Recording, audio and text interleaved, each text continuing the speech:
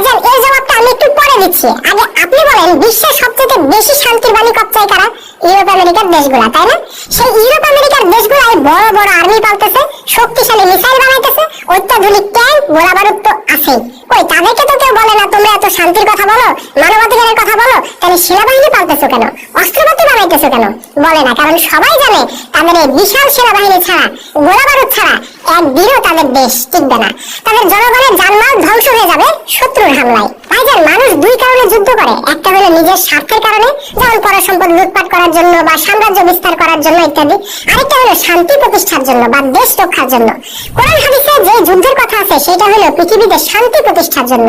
আল্লাহ ভালো মতোই জানেন মানুষ যখন উদ্ধত স্বৈরাচারী হয়ে ওঠে তখন তার সামনে শান্তির বলি কবচিয়ে লাভ হয় না।